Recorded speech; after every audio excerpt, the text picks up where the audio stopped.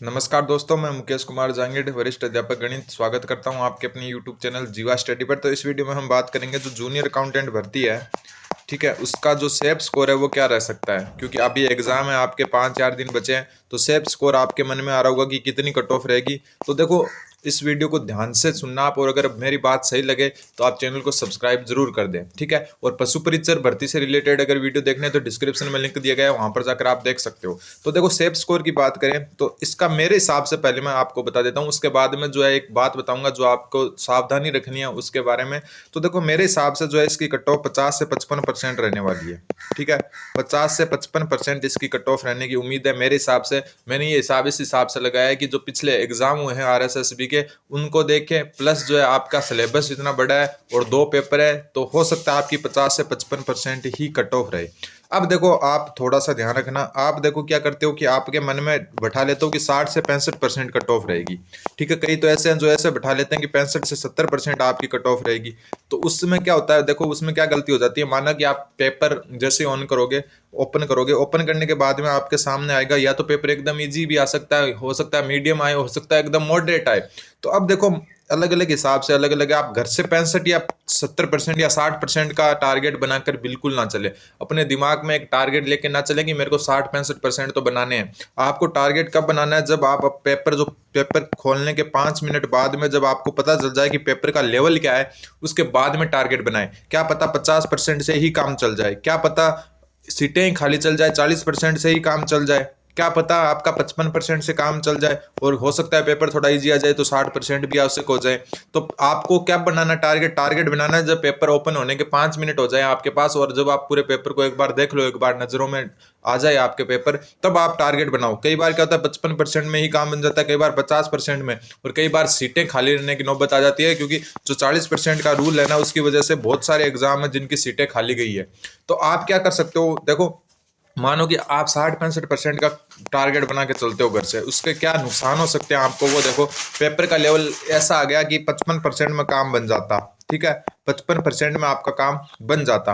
अब आप क्या करोगे कि आपने 55% तो ले आए, लगभग पेपर अटेम्प्ट कर लिया इतना, और लगभग 55% आपके बन रहे हैं, लेकिन आपने टारगेट क्या बना रखा है, 60 से 70% का। तो आप अब क्या करोगे, अब जो 10% जो है लाने के लिए आप क्या करोगे, जो 50-50, 50-50 वाले ऑप्शन है, उन पर भी दांव खेलोगे, कुछ तुक्के भी मारोगे, ठीक है। और इससे क्या होगा, 50 से 60 या 65 तो पहुंचो या ना पहुंचो, आप 50-55 से जो है 50 के आसपास जरूर पहुंच जाओगे। 55 से 60 या 65 तो पहुंचो या ना पहुंचो, लेकिन आप 50 के आसपास जरूर पहुंच जाओगे। और फिर क्या हो सकता है कि आप रेस से बाहर हो जाए। फिर आप रिजल्ट आता है तब सोचते हो कि यार 2-3 नंबर वो तुक्के नहीं मारता तो मेरा काम बन जाता। तो इसलिए मैं आपको वापस कह रहा हूं कि जो है, आप घर से कोई भी 60-65% का टारगेट बना के ना चले।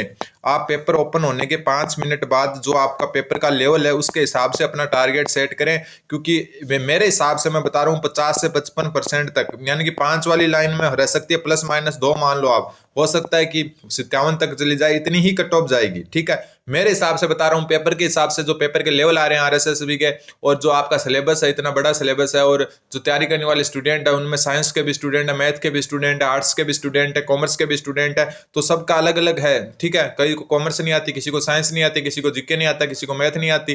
तो ऐसे करके क्या है, आप जो है 50 या 55% का जो है एक मेरे हिसाब से सेफ जोन हो सकता है। लेकिन ये सिर्फ और सिर्फ अनुमानित है, ठीक है। आपका अनुमान कब लगाना है आपको, जब आपको पेपर ओपन किए हुए 5 मिनट हो जाए और पूरा पेपर आप अपनी नजरों के आगे से गुजार लो, तब आपको टारगेट बनाना है कि मैं 50-55 में काम बन जाएगा या फिर 60-65 में काम बनेगा।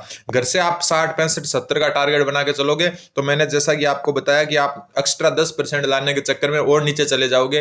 तो वो काम नहीं करना है अपने को। जितना पेपर अटेम्प्ट, अगर आपने जो है 5 महीने, 6 महीने या साल भर तैयारी की है, और आपका जो है 55% बन रहा है उस पेपर में, तो हो सकता है उस पेपर का लेवल ही ऐसा हो कि 55% पर सिलेक्शन होने वाला है। तो इसलिए आप अपने पेपर को इस लेवल से अटेम्प्ट करें कि आपका सिलेक्शन हो जाए। अपने को सिलेक्शन लेना है 70%, 80%, 90%। जो फर्स्ट रैंक आएगा उसको भी उतनी ही सैलरी मिलेगी जो लास्ट रैंक आएगा उसको मिलेगी। तो अपने को ऐसा नहीं है कि 55 आ गए तो 10 तुक्के मार के मैं 65 पर पहुंच जाऊं, कि 65 से पहले तो सिलेक्शन ही नहीं होता। ऐसा कोई जरूरी नहीं है। क्या पता सीटें खाली चली जाए और 40% से ऊपर वालों का सबका सिलेक्शन हो जाए। क्या पता पेपर इजी आ जाए, 70 में भी सिलेक्शन ना हो। तो इस हिसाब से आपको जो है पहले टारगेट बनाकर बिल्कुल भी नहीं चलना है, ठीक है। और मेरा जो अनुमानित टारगेट है वो 50 से 55% है, प्लस माइनस 2 हो सकते हैं। मैंने मैक्सिमम से मैक्सिमम बताने की कोशिश की है। मेरे एक्सपीरियंस के आधार पर मैं आपको बता रहा हूँ कि लगभग जो है आपका जो कट ऑफ है वो 50 से 55% के बीच में रह सकती है। अगर पेपर मॉडरेट ना होकर एक मीडियम भी आया ना, एवरेज पेपर आया ना, तो भी इतनी ही कट ऑफ जाने की उम्मीद है। बाकी धन्यवाद, बने रहे जीवा स्टडी के साथ, और टारगेट आप पहले से फिक्स ना करें। धन्यवाद।